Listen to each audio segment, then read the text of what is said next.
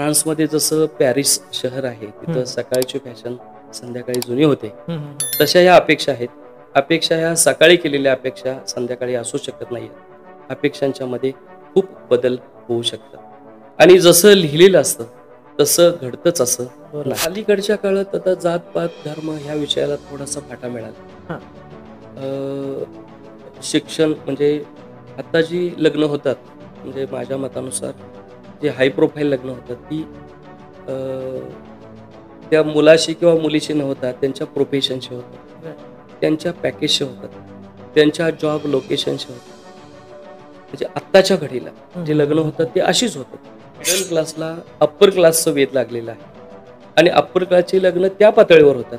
भरडला जातो हा मध्यमवर्गीय युवक. त्याच्याकडं कुवत, कार्यक्षमता असताना सुद्धा त्यांना आपल्या क्लासमधली मुलगी मिळणं खूप दुरापास्त. जरा वय वाढलं की कोणतरी एखादा बुजुर्ग म्हणतो जरा वय कमी करूया. वय कमी केलं तर आपल्याकडे बऱ्यापैकी प्रस्ताव येऊ शकतात, म्हणून त्याचं वय कमी केलं जातं. त्याच्या पुढे जाऊन तुम्हाला सांगतो की काही ठिकाणी उत्पन्न वाढवलं जातं, काही ठिकाणी स्थावर वाढवली जाते, काही ठिकाणी एकत्रित कुटुंब असतं. त्या एकत्रित कुटुंबाची प्रॉपर्टी एकट्या मुलाच्या नावावर त्या बायोडेटामध्ये रेफर केलेली असते.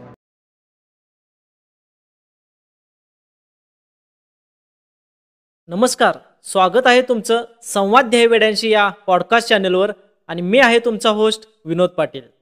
लग्न म्हणजे दोन जीवांची गाठ आणि ही गाठ जुळण्यासाठी काही लोक झटत असतात.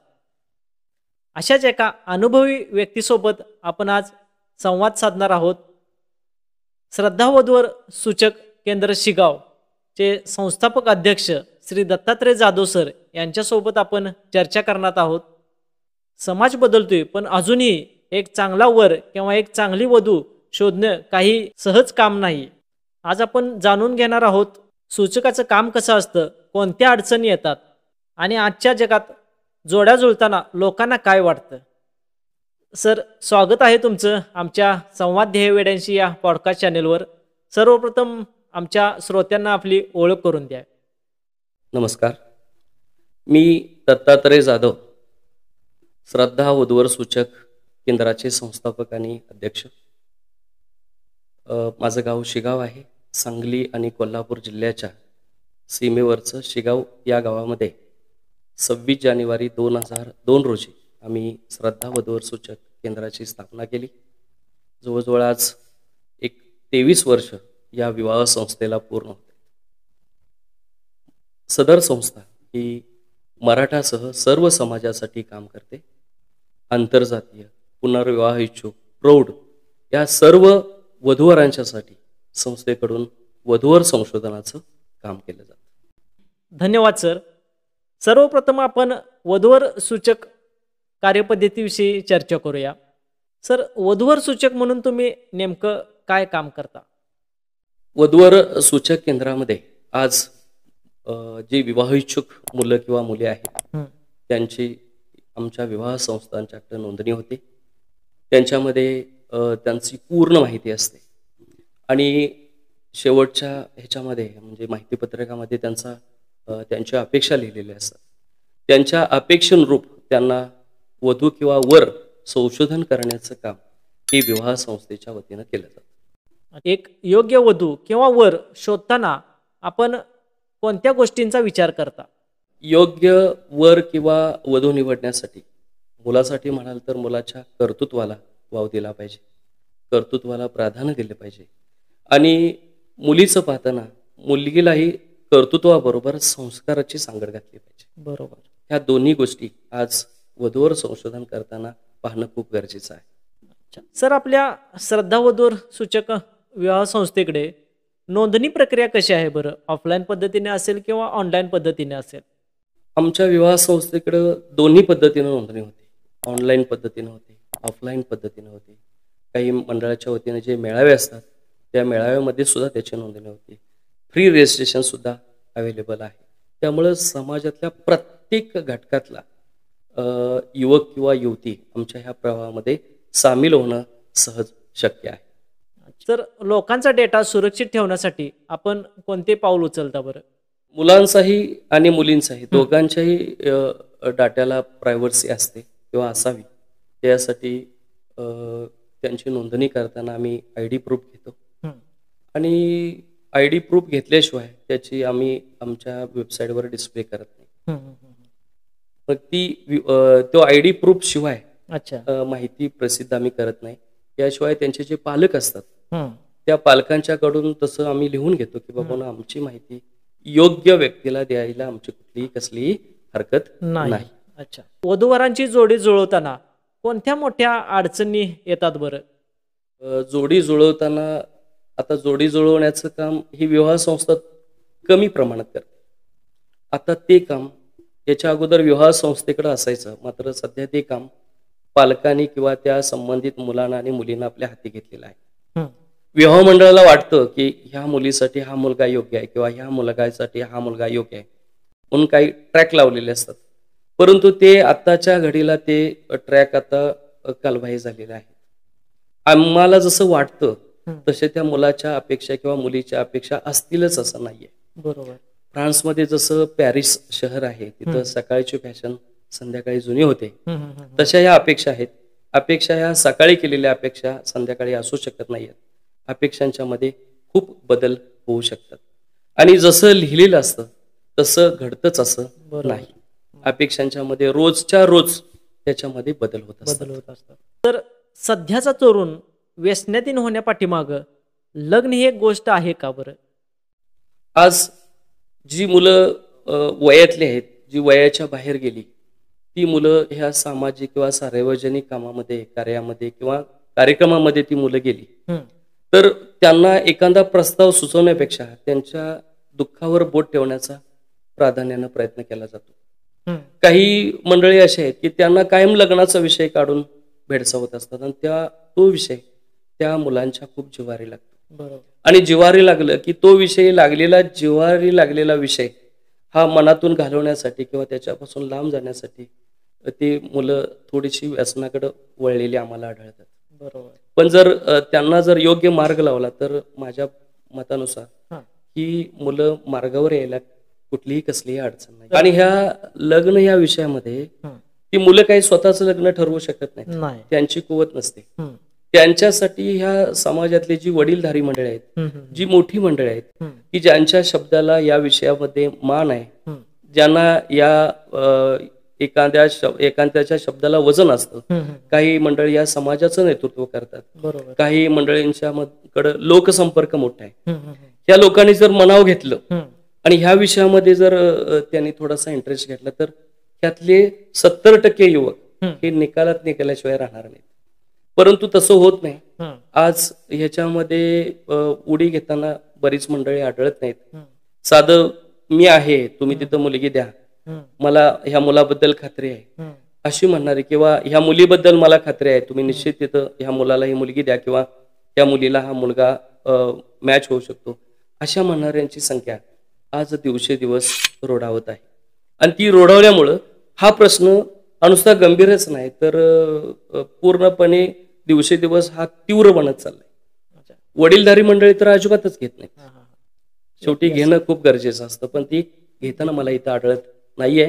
काही समाजातली लिडिंगला असणारी माणसं की आज त्यांचे पब्लिक रिलेशन, पब्लिक कॉन्टॅक्ट आहेत, तर त्यांच्यासाठी सुद्धा ह्या युवकांच्यासाठी पुढाकार घेताना बरीच मंडळी यात आढळत नाही. जर त्यांनी घेतला तर हा विषय माझ्या मतानुसार खूप सहज आणि सोपा होऊन जाईल. सर, इंटरकास्ट मॅरेज असेल किंवा सेकंड मॅरेज असेल, ग्रामीण भागातील समाज याकडे कोणत्या दृष्टिकोनातून पाहतो बरं?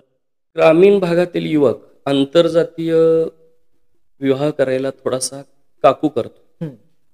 तर त्याचं कारण असं आहे की आंतरजातीय विवाह एखाद्या मुलानं किंवा मुलीनं केला तर तो विषय ग्रामीण भागामध्ये खूप असा चघळत बसण्याचा विषय, हं, हं. बराच दिवस हा लोकांच्या ओठावर हा विषय. परिणामी शहरामध्ये हा विषय फारसा चर्चेला जात नाही. त्यामुळे ग्रामीण भागातील युवक केवळ प्रतिष्ठेसाठी या विषयाकडे थोडासा लक्ष देताना आढळत नाहीये. तर लग्नाचा प्रश्न कोणत्या वर्गातील युवकासमोर उभा राहिला आहे बरं? Middle class, middle class. मध्यमवर्गीयांच्या समोर हा मोठा प्रश्न उभा राहिलाय. कारण कॉमन क्लास मधल्या मुला मुलींची लग्न ही तिथल्या तिथं आपल्या नात्यात जवळच्या पाहुण्यात होऊन जातात. मिडल क्लासला अप्पर क्लासचं वेध लागलेलं आहे आणि अप्पर क्लासचे लग्न त्या पातळीवर होतात. भरडला जातो हा मध्यमवर्गीय युवक. त्याच्याकडे कुवत कार्यक्षमता असताना सुद्धा त्यांना आपल्या क्लासमधली मुलगी मिळणं खूप दुरापास्त झालं.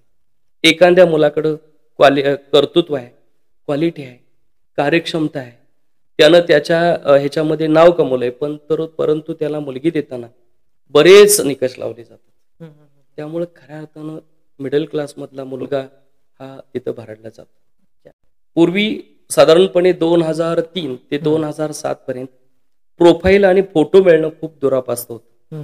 आज व्हॉट्सअप उघडलं तर त्या व्हॉट्सअप हजारो प्रोफाईल आज व्हॉट्सअपवर अशीच आलेली. मग आता तुम्ही सिक्युरिटीचा प्रश्न मगाशी काढला, आता मग ह्या प्रोफाईलला सिक्युरिटी कोण देणार? बरोबर. पालक ही बिनधास्तपणे त्याच्यावर आपलं प्रोफाईल टाकतो. मग आता इथं कसं कोण प्रिकॉशन देणार? विविध ग्रुप, विविध समाजाचे ग्रुप आहेत की ज्याच्याकडे कुवत नाही, अशा माणसाकडे सुद्धा एक 5-50 हजार डाटा आहे. मग ह्याची सिक्युरिटी कोण देणार? बरोबर. सर, वधूवरांच्या बायोडाटामध्ये अनेक वेळा खोटी माहिती दिली जाते, यावेळी आपण काय करता बरं? बऱ्याच वेळा खरं सांगायचं म्हणजे लग्न व्हावं असं प्रत्येकाला वाटतं. वास्तविक पाहता मुलाच्या किंवा मुलीच्याही प्रोफाईलमध्ये जरा वय वाढलं की कोणतरी एखादा बुजुर्ग म्हणतो जरा वय कमी करूया. वय कमी केलं तर आपल्याकडे बऱ्यापैकी प्रस्ताव येऊ शकतात, म्हणून त्याचं वय कमी केलं जातं. त्याच्या पुढे जाऊन तुम्हाला सांगतो की काही ठिकाणी उत्पन्न वाढवलं जातं, काही ठिकाणी स्थावर वाढवली जाते, काही ठिकाणी एकत्रित कुटुंब असतं, त्या एकत्रित कुटुंबाची प्रॉपर्टी एकट्या मुलाच्या नावावर त्या बायोडेटामध्ये रेफर केलेली असते. बऱ्याच अशा गोष्टी आहेत. काही वेळा मुलानं नुसतं एखाद्या डिग्रीला ऍडमिशन घेतलेलं असतं, तर त्याची डिग्री पूर्ण झाली, किंवा मुलगीचं सुद्धा नुसतं ऍडमिशन घेतलं जातं पण तिची डिग्री पूर्ण झाली असं त्या प्रोफाईल मध्ये लिहिलं जातं. माहिती खोटी असू शकते, पण सगळीच असू शकत नाही, सगळ्यांच्या असू शकत नाहीत. बऱ्याच अशा पालक आज सुद्धा योग्य आणि खरी माहिती देण्याचा प्रयत्न करत आहेत. परंतु माझं असं मत आहे की ह्या विवाहासारख्या पावित्र्याच्या विषयामध्ये देणाऱ्यानं माहिती खरी द्यावी आणि घेणाऱ्यानं ती माहिती तपासून घ्यावी. बरोबर. कुणावरही विसंबून राहू नये. अच्छा सर, घटस्फोटित असतील किंवा पुनर्विवाह असतील यांच्याविषयी आपण काही विशेष उपक्रम राबवता का? 2003 हे मंडळाचं फाउंडेशन. 2006 ला आमच्या लक्षात आलं की त्या वधूवर सूचकांची, वधूवर मंडळाची खरी गरज त्या प्रथम वधूवरांच्या पेक्षा पुनर्विवाह इच्छुकांच्यासाठी जास्त आहे. म्हणून आम्ही 26 जानेवारी 2006 ला पुनर्विवाह इच्छुकांच्यासाठी श्रद्धा आधार नावाचा आम्ही एक स्वतंत्र विभाग सुरू केला. आज त्या विभागामध्ये जवळजवळ 12 ते 13 हजार मुला मुलींची नोंदणी आहे आणि खूप लवचिक स्थळ आहेत. तिथं विवाह लवकर जमतात, पण तिथं येणारा जो पालक आहे हा पालक खूप लवचिक असतो, अपेक्षेमध्ये तडजोड करतात, मागं पुढं सरकतात. त्यामुळं त्या आमच्या ज्या विभागामध्ये लग्न जमण्याचं जे प्रमाण आहे, हे लग्न जमण्याचं प्रमाण त्या प्रथम वधूवरांच्या पेक्षा त्याच्यामध्ये थोडंसं जास्त. आणि आंतरजातीय विवाह इच्छुकांच्यासाठी आम्ही तो एक श्रद्धा आनंद नावाचा एक आम्ही नवीन विभाग सुरू केलाय. तो फक्त आंतरजातीय विवाह इच्छुक, तसेच आई वडिलांचा मिश्रविवाह असणाऱ्या वधूवरांच्यासाठी, तसेच जे अल्पसंख्याक आहे, जे छोटा समाज आहेत पण मुलांच्याकडे शैक्षणिक दर्जा आहे, अशा मुलांच्यासाठी आम्ही आंतरजातीय विवाह इच्छुकांच्यासाठी एक श्रद्धा आनंद नावाचा विभाग सुरू केलाय. आणि त्याही विभागाला आज काळाच्या ओघात खूप चांगली डिमांड आहे, खूप चांगलं पालकांची आणि वधूवरांची पसंती आहे.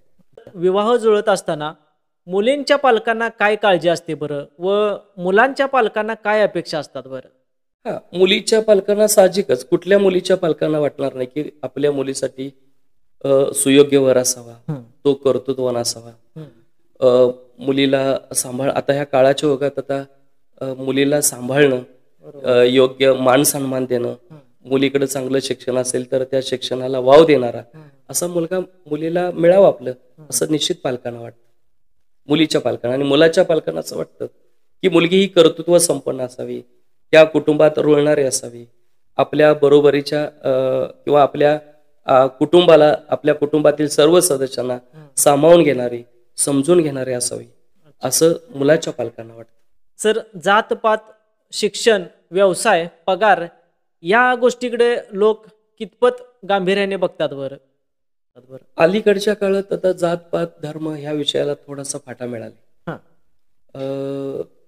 शिक्षण म्हणजे आता जी लग्न होतात, म्हणजे माझ्या मतानुसार जे हाय प्रोफाईल लग्न होतात ती अ, त्या मुलाशी किंवा मुलीशी न होता त्यांच्या प्रोफेशनशी होतात, बरं. त्यांच्या पॅकेजशी होतात, त्यांच्या जॉब लोकेशनशी होतात. म्हणजे आत्ताच्या घडीला जे लग्न होतात ते अशीच होतात. वास्तविक पाहता ती सोडून मला असं वाटतं की डिफरंट फील्ड झालं तरी सुद्धा त्यांच्यामध्ये समाधान येऊ शकतं, त्या कुटुंबांना समाधान मिळू शकतं. पण अशी सद्य परिस्थिती नाही आहे. तर आत्ताच्या घडीला जे लग्न होतं ते मी सांगितल्याप्रमाणे प्रोफेशन, पॅकेज, स्थावर प्रॉपर्टी, सौंदर्य यांच्याशी लग्न होतं. तर ऑनलाईन मॅट्रिमोनी साइट्स आणि वधूवर सूचक यामध्ये फरक काय आहे बरं? ऑनलाईन मॅट्रिमोनी साईट आणि हे वधूवर सूचकांचा जरासा समुपदेशन असतं. वधूवर सूचक हे लीड घेऊन दोन्ही कुटुंबांना एकत्र आणून समुपदेशनाचं काम करतात. गेट टुगेदर सारखा छान प्लॅन अरेंज करतात. ह्या मुलासाठी कुठली मुलगी मॅच होते हे आपल्या वैयक्तिक अनुभवानं त्यांना देण्याचा प्रयत्न करतात. मॅट्रिमोनीवर ही आपण आपल्या स्वतःच्या जबाबदारीवर निवडावं लागतं. स्वतःच्या जबाबदारीवर आपण त्यांच्याशी कॉन्टॅक्ट करावा लागतो. परंतु आज मी तिला ही ह्या पुढारलेल्या ह्या समाज व्यवस्थेमध्ये ऑनलाईन संकल्पनेला आत्ता ह्या वधूवरांची सगळ्यात जास्त पसंती आहे. आज लोक आमच्याकडे जर विचारले तर विचारतात की आज माझा मुलगा MBBS आहे, ह्याच्यासाठी तुमच्याकडे किती काउंट आहे असं विचारतात. माझं मत आहे त्या काउंट विचारण्यापेक्षा आमच्या मुलासाठी एकच द्या पण परफेक्ट मॅच द्या असं म्हणणाऱ्यांची संख्या आज खूप कमी आहे. मग वधूवर सूचकांच्याकडं एक सिंगल काउंट मागितला जातो आणि मॅट्रिमोनीकडं हे म्हणजे लार्ज स्केल मध्ये काउंट मागितला जातो. सर, शहरी भागातील व ग्रामीण भागातील सूचक केंद्रामध्ये काय फरक आहे का बरं?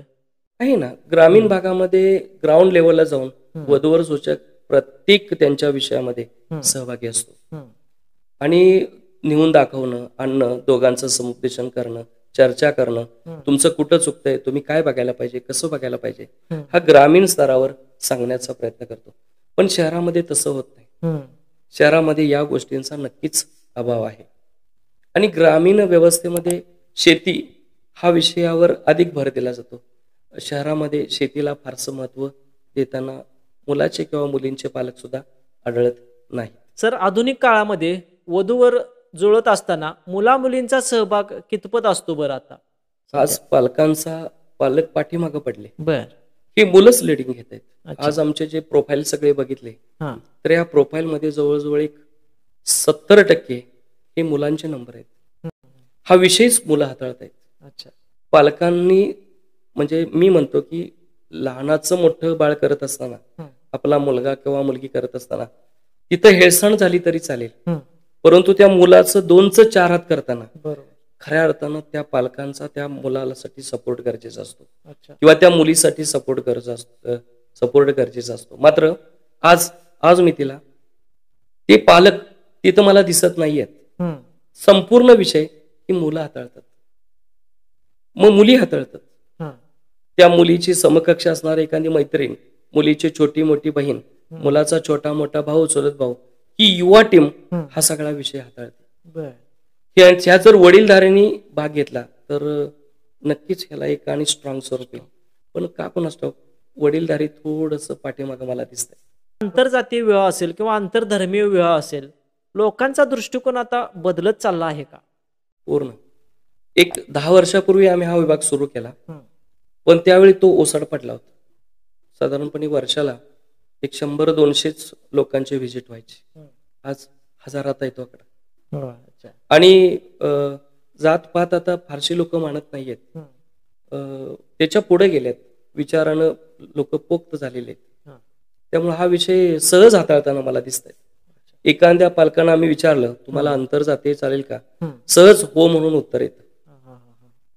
हो म्हणून एवढी विचारांचा पोक्तपणा त्यांच्या झालेला आहे. सर, विवाहाच्या गाठी बांधत असताना तुम्हाला एखादा मजेशीर किंवा भावनिक अनुभव काय आठवतं का? मजेशीर अनुभव सांगतो. एक पालक माझ्याकडे आले, म्हणाले की माझ्या मुलाचं ह्या लग्न करायचंय. लग्न करायचं आहे म्हटल्यानंतर मी विचारलं त्यांचा घटस्फोट झालाय का, तर नाही. मग घटस्फोट पाहिजे, त्याशिवाय दुसरं लग्न करता येणार नाही. आपल्या इथं द्विभार्या प्रतिबंधक कायदा आहे. तर ते म्हणाले ठीक आहे, पण मुलीचं काय ऑब्जेक्शन नाही. मग हे तुम्ही कसं काय ठामपणे सांगताय. तर ते म्हणाले अहो ती मुलगी आमच्या घरात आहे, मग तुम्ही मुलाचं लग्न का करताय, मुलाचा काय प्रॉब्लेम आहे का. तर म्हणले नाही सर, ती मुलगी खूप चांगली आहे, पण ती मुलगी आमच्या मोठ्या मुलग्याला पसंत करत नाही. मग पसंत करत नाही म्हटल्यानंतर आम्ही त्या मुलीच्या पुढे प्रस्ताव ठेवला आणि म्हणाला नावनं ठीक आहे, तुला मोठा मुलगा आवडत नाही तर या धाकट्या मुलाच्या बाबतीत विचार कर. आणि साहजिकच मोठ्या मुलानं त्याला संमती दिली आणि त्या धाकट्या मुलाबरोबर लग्न होऊन या दोघांचा विवाह तिथं आज ठरलेला आहे. पण आता अडचण अशी आहे, त्या मोठ्या मुलाच्या लग्नासाठी ते पालक माझ्याकडे येत आहेत, पण मोठ्या मुलानं मोठ्या मनानं तिला जर मी पसंत नसेल तर ती छोट्या माझ्या भावासाठी जर पसंती असेल तर त्यानंही ते मोठ्या मनानं तो विषय स्वीकारलेला आहे. एक स्मरणात राहणारा विषय आहे. समाजासाठी वधूवर सूचक म्हणून तुम्ही काय योगदान दिलं बरं. योगदान खूप दिलं. हा विषय मला खूप आवडायचा लहानपणापासून. म्हणजे ज्या माझ्या विद्यार्थी दशेत असणं पालकांच्या समोरचे प्रश्न मी जवळून पाहिलेले. ही एकत्र येत नव्हती, ही एकमेकांना भेटत नव्हती. आणि माझ्या असं लक्षात आलं की वधूवर संशोधन हा घराघरातला जिव्हाळ्याचा विषय आहे. परंतु जिव्हाळ्याचा असताना सुद्धा माझ्या समोर काही कपल्स होत्या, माझ्या समोर काही पर्याय होते, परंतु ती एकत्र येत नव्हते. जर ते एकत्र आले म्हणजे एक मत आहे बघा की दोन डोळे शेजारी पण भेट नाही संसारी. एसटीत बसणाऱ्या माणसानं जरी आपल्या मुलाचा प्रस्ताव शेजारच्या एखाद्या व्यक्तीला सांगितला तर त्याच्याकडे सुद्धा त्या मुलासाठी एखादा प्रस्ताव असू शकतो. परंतु हे कुठंतर त्याला एक व्यासपीठ असावं म्हणून आम्ही हे वधूवर संशोधन निवडलं. आज महाराष्ट्रातल्या कानाकोपऱ्यात आम्ही जाण्याचा प्रयत्न केलाय, लोकसंपर्क वाढवलाय. मेळाव्याच्या रूपानं आपण त्यांना एकत्र घेऊन नुसतं त्यांना एकत्रच आणत नाही तर त्यांचं विवाहविषयक समुपदेशन करतो. काय बघायला पाहिजे, काय बघायला नको, त्याच्यासाठी ह्या विषयातली काही तज्ज्ञ आणि एक्सपर्ट असणारी मंडळी समुपदेशनासाठी आम्ही त्या मेळाव्यात इन्व्हाइट करतो. विवाह मंडळाच्या वतीनं भरवलेले मेळावे हे सर्वांच्यासाठी निशुल्क असतात आणि त्या मेळाव्याला मुलांच्या बरोबर मुलींची सोबत पालकांची उपस्थिती लक्षणीय असते. एक मेळावा झाल्यानंतर एक 25 विवाह त्या माध्यमातून जमलेले असतात. फक्त ते जमलेले विवाह मंडळापर्यंत येत नाहीत, कारण त्या मेळाव्यासाठी विवाह इच्छुक तर येतात, काही वडीलधारी मंडळी इंटरेस्ट म्हणून येतात. त्या मुलीतला प्रस्ताव कुणाकडे तर देतात आणि त्या मेळाव्याच्या माध्यमातूनच त्यांचं लग्न जमतं, परंतु तो विषय विवाह मंडळापर्यंत येत नाही. वधूवर शोधणाऱ्या जोडप्यांना किंवा वधूवरांना किंवा पालकांना तुम्ही काय सल्ला द्याल बरं. पत्रिकेला त्यांनी ह्या विषयामध्ये फारसं महत्व देऊ नये. आरोग्य कुंडली पाहावी. मुलगा किंवा मुलीचं कर्तृत्व, शिक्षण, संस्कार याला विशेष महत्व द्यावं. आज कितीतरी विजोड जोड्या मी या समाज माध्यमामध्ये पाहिलेल्या आहेत. त्यांच्यामध्ये म्हणजे मुलगा उंच आहे, मुलगी उंचीनं थोडीशी कमी आहे, मुलगा एकदम गोरा आहे, मुलगी सावळी आहे, परंतु आज ह्या समाजामध्ये ते एक यशस्वी सक्सेस कपल म्हणून मला ह्या समाजामध्ये वावरताना दिसत आहे. त्यामुळं ह्या सगळ्या गोष्टींना फाटा देऊन स्वभाव, आरोग्य कुंडली ह्यांना विशेष महत्व द्यावं.